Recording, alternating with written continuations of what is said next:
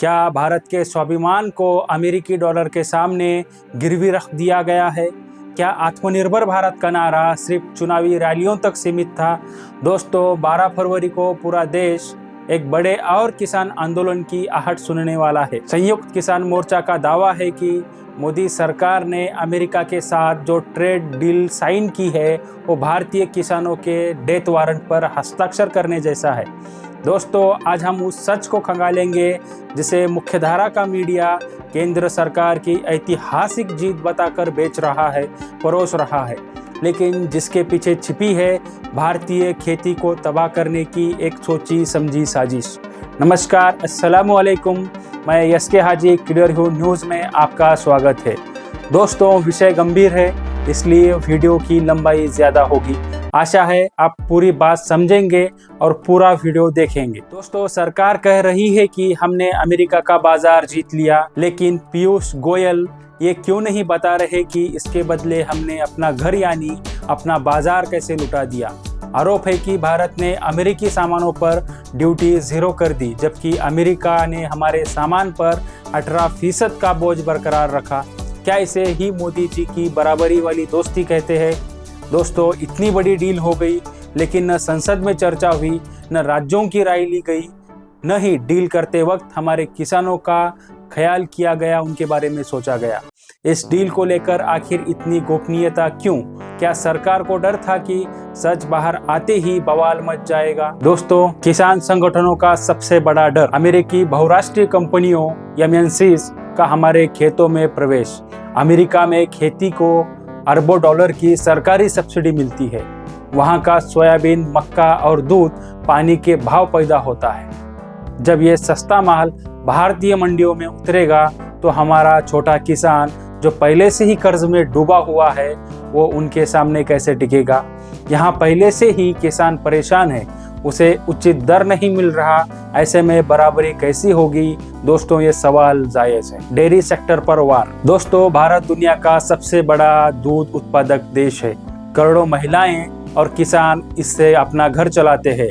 अगर अमेरिका का पाउडर वाला सस्ता दूध भारत में भर गया तो इन परिवारों के चूल्हे कैसे जलेंगे?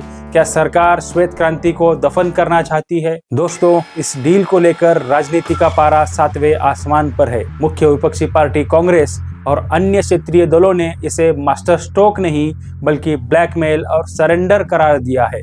आइए समझते हैं विपक्ष के वो आरोप जिन्होंने सरकार की नींद उड़ा दी है। कांग्रेस प्रवक्ता पवन खेड़ा ने सीधा हमला करते हुए कहा है कि पीएम मोदी ने अमेरिकी दबाव के आगे घुटने टेक दिए। विपक्ष का कहना है कि जब संसद का सत्र चल रहा है तब इस डील की घोषणा भारत में नहीं बल्कि वाशिंगटन से अमेरिकी राष्ट्रपति के ट्वीट के जरिए क्यों हुई? क्या हम अपनी विदेश नीति अब अमेरिका के टाइम जोन के हिसाब से चला रहे हैं? भारत सरकार जो है ना वो अमेरिकी टाइम जोन के हिसाब से चलती है, क्योंकि सारे निर्णय अमेरिका से हो रहे हैं, उनके टाइम जोन से हो रहे हैं। नाम नरेंद्र, काम सरेंडर। नरेंद्र मोदी जी ने अमेरिका के सामने घुटने पूरी तरह से टेक दिए और ये देखकर हम भले विपक्ष में हैं, हमें अच्छा नहीं लगा।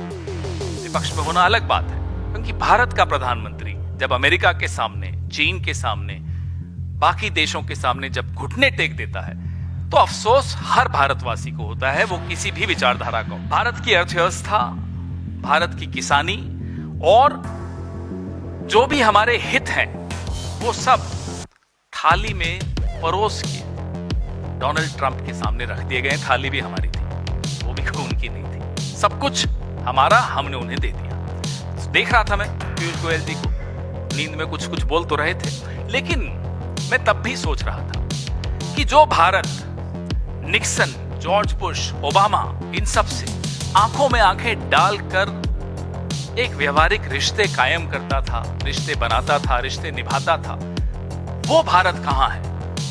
आज ऐसा क्यों लगता है कि नरेंद्र मोदी और उनके दो मित्र अंबानी, अडानी, इनके हितों के सामने भारत के आम आदमी के, आम नागरिक के हित खत्म कर दिए, गुलाम बना दिए। दोस्तों, राहुल गांधी के मुताबिक अमेरिका में चल रहे अडानी केस और हालिया एप्स्टीन फाइल्स के दबाव में आकर मोदी सरकार ने आनन फानन में इस घाटे वाली डील पर दस्तखत किए हैं। क्या वाकई व्यक्तिगत दबाव की कीमत देश का किसान और आम इंसान चुकाएगा? विपक्ष का आरोप है कि इस समझौते के बाद भारत अमेरिकी सामानों के लिए कूड़ेदान डंपिंग ग्राउंड बन जाएगा। अमेरिका अपनी खेती को भारी सब्सिडी देता है और अब वहाँ का सस्ता माल भारत में बिना किसी टैक्स के घुसेगा। इससे हमारे एमएसएमईज और छोटे व्यापारियों की कमर टूट जाएगी। वहीं कांग्रेस अध्यक्ष मल्लिकार्जुन खड़गे ने सवाल उठाया है कि अगर अमेरिका का माल भारत में 0% ड्यूटी पर आएगा तो भारत के सामान पर अमेरिका अभी भी 18% टैक्स क्यों वसूल रहा है?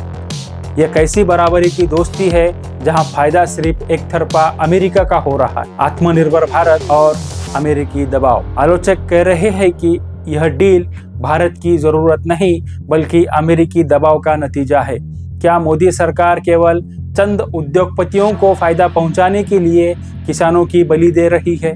क्योंकि इस डील से फार्मा और कपड़ा उद्योग के बड़े घराने को लाभ होगा, लेकिन उसकी कीमत देश का अन्नदाता चुकाएगा। दोस्तों, इस्तीफे की मांग। संयुक्त किसान मोर्चा ने पीयूष गोयल के इस्तीफे की मांग यूं ही नहीं की है। उनका कहना है कि जो मंत्री अपने देश के किसानों के हितों की रक्षा न कर सके उसे पद पर रहने का कोई हक नहीं है। 12 फरवरी एक नई जंग का आगाज। दोस्तों, सरकार को शायद लग रहा है कि किसान चुप बैठेंगे, लेकिन 12 फरवरी को होने वाला राष्ट्रव्यापी विरोध प्रदर्शन सिर्फ एक ट्रेलर है। पंजाब, हरियाणा, यूपी से लेकर दक्षिण भारत तक के किसान एकजुट हो रहे हैं। दोस्तों, किसानों की मांग साफ है, इस ट्रेड डील को रद्द करो या फिर न्यूनतम समर्थन मूल्य एमएसपी की कानूनी गारंटी दो ताकि हम विदेशी कंपनियों के वार से बच सके। अगर सरकार ने अपनी जिद नहीं छोड़ी तो देश एक और दिल्ली सीमा घेराव जैसा आंदोलन को देख सकता है। दोस्तों, विकास के नाम पर विनाश की यह नीति देश को कहां ले जाएगी? क्या हम अपनी खाद्य सुरक्षा, फूड सिक्योरिटी को अमेरिका के भरोसे छोड़ सकते हैं? सरकार को जवाब देना होगा कि आखिर किसके फायदे के लिए किसानों के पेट पर लात मारी जा रही है। आप इस इंडिया यूएस ट्रेड डील के बारे में क्या सोचते हैं? क्या यह वाकई मास्टर स्ट्रोक है या मिस्टेक है या सरेंडर? कमेंट्स में अपनी राय बेबाकी से लिखें। क्लियर व्यू न्यूज़ को सपोर्ट करने के लिए वीडियो को लाइक करें और सब्सक्राइब का बटन दबाना ना भूलें। मैं हूं एसके हाजी, मिलते हैं अगली वीडियो में। जय हिंद, जय किसान।